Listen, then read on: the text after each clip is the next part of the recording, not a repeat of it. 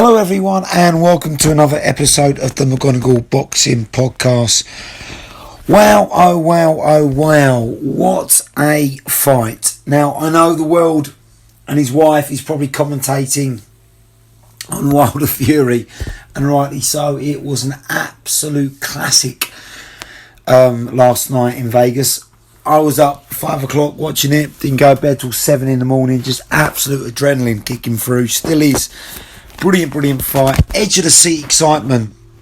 I don't always get it right. I'm more often wrong.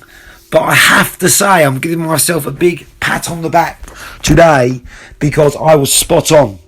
What happened was virtually what I called, if you see my last podcast previewing this fight, I had a feeling that I wasn't far wrong.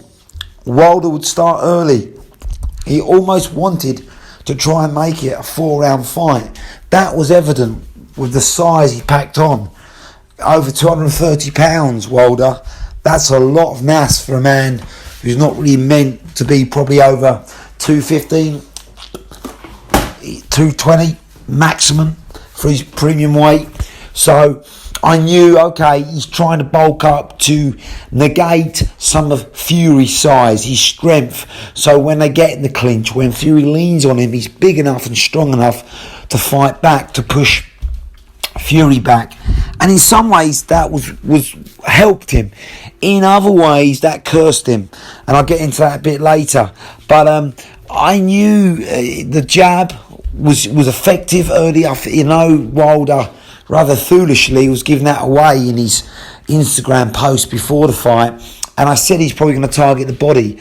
Both of these things he did in the first 2 rounds, and I knew it would take time for Fury to get his range. He's been out the ring 20 months, and I also said it probably ironically affect Fury more than Wilder, because when you're a big puncher, that's all you've got, really. You're relying on that. So that's being out the ring, whether it's 1 year, 2 year, 3 year, you're just going to rely on that big punch. It comes instinctively. Whereas Fury, his whole game is reactions, it's footwork, it's timing. It's a different ball game, a different fight style. I've never seen anyone with that kind of style be out the ring for so long and be at his best. Even Mayweather, it caught out at times and evident, when he was going back to fighting once a year, i.e. in the Mosley fight, for instance. It takes a while to adjust, and that's what happened with Fury. He didn't really feel comfortable until about the round 5 mark, even though he scored the knockdown in round 3. So the layoff affected Fury for sure, and it took him a while to get the timing. And Wilder, 20 months off, actually helped him to rebuild that shattered confidence, bulk up, and in his own mindset believe he had a chance in this fight. And what transpired was what I thought would happen is, okay, Fury's going to have a look, get his range, and then he's going to put it on Wilder as soon as he can get his timing and range and realise what Wilder's about. However, I did say, and I don't want to keep giving myself back on the back, but the big thing that Fury's got to be careful with is getting overconfident, thinking, I've got this fight in the bag now. Because clearly after he knocked him down in round 3, he thought, this is just going to be a repeat, of the second fight. I could tell what he's thinking. He was like, this is a matter of time now, this fight, it's over. And of course, Wilder, being a little bit more switched on now and a bit fresher early on, had other plans. And Fury got a bit lackadaisical, walked in a straight line with his chin up, and he got caught with a haymaker. And that what I said could happen, and that was a fear early on. And of course it did happen in round 4. And I said if Wilder was to win this fight, it would have to win this fight in round 4. So that was a big worry. But I also said that you're going to have to nail Fury to the floor to beat him. And that's exactly what transpired. Again, he got up, he showed heart. And to be fair, he got back into the round. He wasn't out on his feet or anything. The second knockdown I was outraged about, I'll be honest with you. That was at the back of the head. That was an illegal shot. That should have been waved off. As far as I'm concerned, Fury should have been time to recover.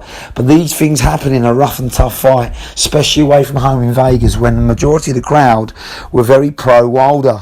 Not after the fight, but during the fight they were almost cheering the American underdog on. But that was an illegal blow. If Joshua had been hit by that against Usyk last 2 weeks ago, I guarantee the crowd would have booed. Usyk would have been deducted points. So it just goes to show the home fighter advantage.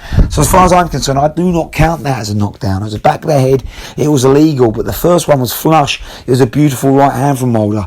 But again, Fury got up. He didn't moan. He just got up with it. He weathered the storm. He finds a way of just getting up and not just surviving, but kind of, throwing back. Round 4 went, and then it almost woke Fury into life. Sugar Hall, brilliant trainer, was bellowing at him, use your jab, don't get complacent, this fight's not over. That was the wake-up call he needed. He then started to set it up behind the jab. He'd jab, wait for Wilder to miss, overextend, and then bang, then he'd get him. He stopped walking into straight lines, although he did carry on to get caught though. His reactions weren't as quick or swift, and of course he was taking it to Wilder, so he was in the firing line. Wilder was a little bit more knowing what to expect as well, so he still ate a few right hands, which I didn't like to see. This was not Fury at his best, make no mistake about it, but it was still a very good performance. He got better and better as the fight wore on, got stronger. His cardio for a 20-stone man is off the chart. He just keeps coming at you. He's like Usyk, but double the size. It's incredible. And I knew Wilder's not got that cardio. He's got a kind of like an AJ body type, muscle mass, and he just couldn't sustain it. He gassed out and he was done pretty much by round 6. But what made it such an entertaining fight, he'd fight in 20 or 30 second bursts, so he'd get beaten up for 2.5 minutes the round, and then last 30 seconds he'd just throw caution to the wind, and dangerous to the end, because he'd catch Fury more than he did in the second fight, more than he did most times in the first fight, because Fury was taking it so much more. And his timing was a little bit off, even though, like I've said, it got better as the fight wore on. So it was a dangerous fight till the end. So even though Wilder was out on his feet, you couldn't write him off. And I certainly wasn't relaxing until the final blow in the 11th. So it was such an entertaining fight. Brilliant fight. Both men, I knew it would be a war. Both men thought they could knock each other out. Both felt they had to. Fury, because of the judges and the whole Vegas scenario, and knows he can hurt Wilder, put it on him. Wilder knew he can't outbox Fury, so he had to put it on Fury. So it was like a Hagler Hearns of the heavyweight division. They both knew they had to go for it, and they both knew this was it. This was the last fight. This of the 3. This was the trilogy. This is the one. Who's the man? So they left it all in the ring. Full credit to both men. But just a brilliant performance in the end by Fury. Started slow, Wilder started quick, and I knew that would happen, but he wore him down. I thought, and again, many people would have waved the white flag after 8. I said it'd be over by 8, but credit, he stuck in there somehow, and he got done halfway through round 11. So 10.5 rounds really was ultimately the end of the fight. But it was over really, I would say, apart from obviously from the wild swings that kept you on his seat. But really, it started to get one-sided after round 6, which I knew would happen. Wilder had to get Fury out there in round 4, and credit, he nearly did. But Fury's got the heart of a lion as well. That's what made it such an entertaining fight. But where do they go from now? Well, ironically, they both got cheered out the ring. Fury's established himself as the number 1 heavyweight. Although you've probably got people like Dillian Whyte now looking at going, well, he got floored. I've got a chance now. Although we know he doesn't hit as hard as Wilder, but he's still got that damaging left hook. So he'll be licking his lips a little bit. He's got nothing to lose. Usyk's probably seen that and gone, well, Fury can get hit. He can get caught. So he's probably going to, even AJ probably.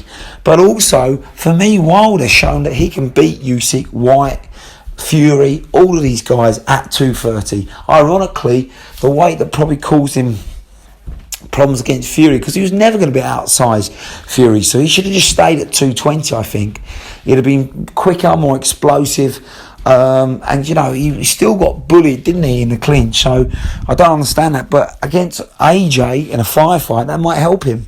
Against Whyte, that might help in that additional weight. But he's shown that he could probably beat all 3 of them, Whyte, Usyk and AJ, if he lands. The only man he can't beat in the heavyweight division is Fury. Fury's number 1, and you've seen what he'll do to Usyk. I think Usyk deserves full respect, and he can't get complacent, and Fury would have to train hard for him. But I think he would just out-bully him, out-muscle him, and he's quick enough, Fury, and good enough to actually grab him and lean on him and pound him and hurt him.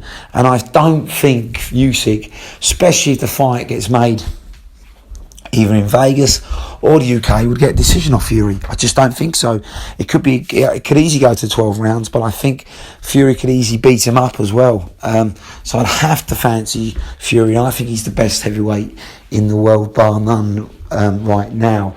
But brilliant fight, brilliant advert for boxing. Just a shame that Wilder again ruined it post-fight by not shaking Fury's hand. Fury showed a class act. He went over to check on him, congratulate him and his team. Credit to Malik Scott, Wilder's trainer. He showed some class and congratulated Fury. But Wilder sulking till the end, no class. Disappointing, but I don't think it's over for Wilder on that showing, although he took a beating, and that's what Mark Brennan was trying to save him from, and did save him from in the second fight. So you wonder as well how much that's taken out of Wilder, because when you get knocked out like that, he's been knocked out his last 2 fights now, that's going to take something out of you. Your punch resistance starts to go. So on swings and roundabouts, yes, he could beat the other 3 heavyweights, top 3, but he could also, you realise that he becomes an old man in the next fight and get knocked out as well, which could happen easily. It happened to Roy Jones, remember that. It happens to so many, happened to Ali, happens to all of them. You know, when they get knocked out once, they're easier to get the second time. And obviously Wilder's coming up to 36 in a few weeks. So, and he probably won't fight now till the summer, so you know, it's a real flip and coin for Wilder, but he's come out with a lot of praise from that fight, a lot of heart.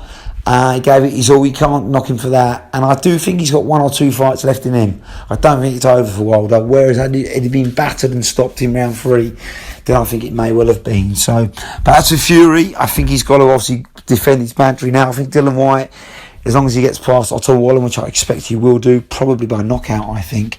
I think Wallin was a one-off lifetime performance against Fury, but I don't think he'll get past 8 rounds of a focus, Dillian Whyte.